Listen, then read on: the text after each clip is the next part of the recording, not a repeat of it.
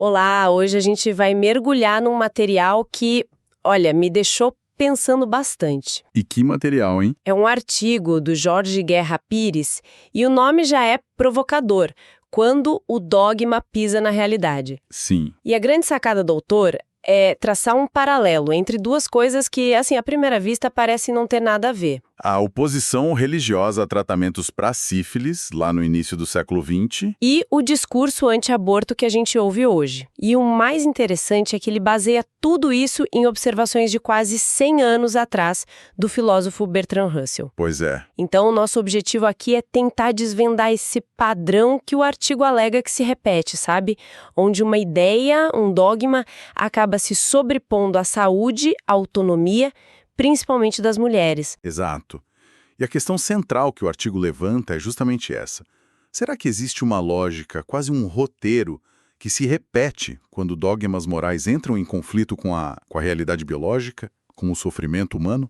Uma anatomia do pensamento moralista, como você disse antes da gente começar. É por aí. Nossa análise vai ser menos sobre a sífilis, ou o aborto em si, e mais sobre a estrutura desse pensamento que o autor identifica nos dois casos. Certo, então vamos desvendar isso. O ponto de partida do artigo é um livro do Bertrand Russell, de 1929, chamado Casamento e Moral. E é preciso se transportar para aquela época, né? Totalmente. Russell já estava batendo de frente com a moralidade cristã da época, que via as DSTs, principalmente a sífilis, não como um problema de saúde. Mas como um castigo. Um castigo divino, exatamente. E essa ideia de castigo divino é a chave para entender todo o resto. O artigo, se baseando em Russell, mostra que o pensamento era mais ou menos assim. Se o sexo fora do casamento para procriação é pecado, a doença que vem dele é a punição. É justo. Então, qualquer tentativa de aliviar esse sofrimento Era vista como uma interferência. Uma tentativa de, driblar a justiça de Deus. como se você estivesse dizendo para Deus, olha, a sua punição não vai funcionar aqui. Exatamente. Era visto como uma fraude moral. É uma lógica bem perversa, né? O inimigo não é a doença. Não, o inimigo é quem tenta escapar da punição. Nossa! E para ilustrar isso, o artigo traz uma citação direta do Russell que é muito forte. Ele escreveu algo como: a doutrina de que o prazer é pecaminoso causou miséria incalculável. E aí ele conecta. A oposição ao controle de natalidade e a prevenção de doenças venéreas é parte dessa mesma atitude. Ou seja, para ele era tudo parte do mesmo pacote. Sim, a ideia de que o sofrimento, em alguns casos, era moralmente necessário. Se o prazer é o crime, a dor tem que ser a sentença. Uma lógica de causa e efeito moral. E aqui é que fica realmente interessante e chocante. O exemplo que o Pires resgata do Russell e que mais me marcou no artigo é o seguinte. O da esposa, né? Esse é mesmo. Naquela época, a sífilis era terrível, incurável. E a regra moral dizia que uma mulher não podia se recusar a ter relações sexuais com o marido. Ponto. Mesmo que ela soubesse ou suspeitasse que ele estava com a doença. Exato. Ela não tinha o direito de dizer não. É um ponto de uma brutalidade que hoje a gente tem dificuldade até de conceber. Total. A obediência ao marido, a manutenção da estrutura familiar, valia mais que a saúde e a vida daquela mulher. E não só a dela. A dos filhos também. A sífilis congênita era uma realidade. Devastadora. Crianças nascendo com deformidades, cegas, e a moralidade da época, na prática, condenava essas pessoas. Então, na análise do Russell que o artigo recupera, a prioridade não era de forma alguma proteger as pessoas. De jeito nenhum. O que estava em jogo, segundo ele, não era a compaixão, mas a manutenção de um dogma puro, intocado. A regra acima de tudo. A regra como um fim em si mesma. Russell chega a chamar isso de sacrifício de vidas inocentes em nome de uma superstição teológica. O custo humano era um detalhe. Um dano colateral na defesa do princípio. Ok, esse cenário de 1929 é pesado, parece coisa de outro mundo. Mas aí vem a pergunta: por que desenterrar isso agora? Qual é a ponte que o autor constrói para chegar nos dias de hoje? É aí que o argumento dele fica realmente polêmico. Ele dá um salto de quase um século e diz: Peguem essa estrutura de pensamento. De dogma acima da pessoa. Isso. E apliquem a retórica anti-aborto mais radical de hoje, especialmente a de fundo religioso conservador. A tese dele é que a lógica é a mesma. Como assim a mesma? O artigo explica isso porque uma coisa é uma doença, outra é uma gravidez. A comparação não soa um pouco forçada? Ele aborda isso sim. E a justificativa do autor não está no evento biológico em si, mas na resposta moral a eles. Ah, entendi. E ele argumenta que, em certos discursos, a gravidez indesejada é tratada da mesma forma que a sífilis era. Não como um evento biológico complexo, com consequências enormes, mas como uma consequência moral. Uma punição. Exato. O artigo usa uma expressão muito forte para descrever essa visão, uma pena corporal bioquímica. Pena corporal bioquímica. Uau! É bem direto.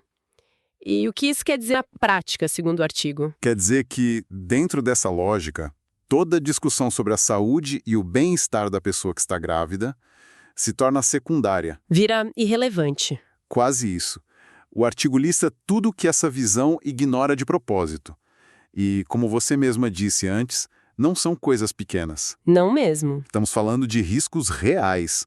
Pré-eclâmpsia, que pode levar a convulsões, diabetes gestacional, hemorragias, embolia pulmonar. Sem falar nas consequências de longo prazo para a saúde mental e física. E o lado social, econômico. Exatamente. O impacto na carreira, a perda de renda, a perpetuação de ciclos de pobreza, a vida da pessoa é reorganizada de forma profunda e duradoura. E, segundo o autor, essa retórica apaga a pessoa no centro de tudo. Apaga. Ela vira um recipiente, um instrumento para cumprir um preceito. O sofrimento dela, seja físico, emocional ou financeiro, não entra na equação. É exatamente o que Russell dizia sobre a mulher com o marido sifilítico. Precisamente. A pessoa real some e só o dogma fica. Agora a conexão ficou clara. O paralelo não é gravidez é igual a doença. Não. O paralelo é a forma de lidar com a gravidez indesejada é a mesma forma como se lidava com a doença venérea. É exatamente essa a tese do autor.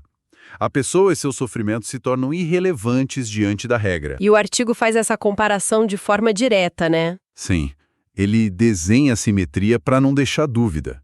Ele diz que, no passado, a lógica era: a mulher não pode se proteger da sífilis do marido, porque isso seria interferir na punição divina. Ok. E hoje, a lógica análoga seria: a mulher não pode interromper uma gestação, mesmo que de risco, porque isso seria interferir na vontade divina. É uma comparação bem forte. E ele continua: no passado, aliviar o sofrimento da doença com profilaxia é errado, pois o sofrimento é parte da justiça de Deus. E hoje? Hoje, o argumento análogo seria: permitir o aborto para aliviar o sofrimento é errado, pois a vida, em tese, está acima desse sofrimento. A conclusão do autor é que, nos dois casos, uma regra abstrata é colocada acima do bem-estar concreto de uma pessoa viva. É como se o roteiro fosse o mesmo, só mudaram os atores e o cenário. Exato.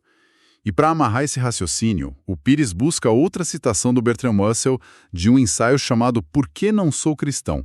E o que ele diz lá? Ali, o Russell é ainda mais direto, criticando a oposição da Igreja ao controle de natalidade na sua época. Ele diz: a Igreja Católica prefere deixar as pessoas morrerem e serem miseráveis a abandonar qualquer parte de seus dogmas. Nossa! O artigo usa essa frase como uma chave mestra para todo o argumento, sabe? Dizendo que o princípio unificador é esse: dogma primeiro, vidas humanas depois. Então, no fim das contas, qual é a grande conclusão do autor? O que ele quer que a gente leve dessa análise toda? A conclusão dele é que a retórica anti-aborto de hoje, se você tirar as camadas do discurso sobre defesa da vida, é a herdeira direta daquela mesma mentalidade. Que achava aceitável que mulheres fossem infectadas com sífilis para não quebrar uma regra. Exatamente. É uma afirmação muito dura, claro, mas essa é a tese. É, e isso coloca o debate em outro patamar. Não é mais só uma discussão sobre quando a vida começa. Exato. Passa a ser uma discussão sobre qual valor que se dá à vida de quem já existe, de quem está sofrendo. E o que eu achei fascinante no artigo, e acho que vale a pena reforçar, é que o foco não é convencer ninguém sobre o aborto em si. Não, o foco é na estrutura do argumento. Ele está sugerindo que existe um padrão, um mecanismo histórico que se repete toda vez que um dogma sobre corpo, sexo e família entra em rota de colisão com a ciência, com a saúde. Com a autonomia das pessoas. Sim, e a provocação final do autor é que, para entender a moralidade que está em jogo, a gente precisa sempre se perguntar duas coisas. Quem está sofrendo as consequências? E quem está no poder ditando as regras. Exatamente. É um paralelo que, no mínimo, te força a olhar para a discussão atual com outros olhos. Ele sugere que talvez as raízes dessa conversa sejam muito mais antigas e profundas do que a gente imagina. Sem dúvida. Ele nos força a sair do debate superficial e a pensar nos fundamentos filosóficos e históricos que sustentam certas posições, né? É uma lente de análise poderosa. E fico pensando, se a gente aceita essa lente que o artigo propõe, a de analisar esse conflito entre dogma e realidade, a gente pode aplicar isso em outros lugares, não? Com certeza. E essa é talvez a reflexão mais interessante que fica. O artigo usa o parsífilis aborto. Mas se a gente usar esse mesmo framework, esse detector de padrões, onde mais a gente encontra essa tensão hoje? Pensei agora em debates sobre transfusão de sangue por motivos religiosos. Perfeito. Ou o uso de certas tecnologias médicas, ou mesmo discussões sobre educação sexual nas escolas. Ou a resistência inicial a vacinas em alguns grupos. Exatamente. A pergunta que fica é, em quantos outros debates modernos a gente consegue identificar essa mesma estrutura? Onde mais a gente vê um princípio abstrato, uma regra pura, sendo defendida a um custo humano altíssimo. Um sofrimento que é considerado um detalhe, um efeito colateral aceitável. Isso. A provocação do artigo é que, uma vez que você aprende a identificar esse padrão, essa lógica do dogma primeiro, pessoas depois, você começa a enxergá-la em muitos outros lugares. Vira uma ferramenta de pensamento crítico. Uma ferramenta bem afiada.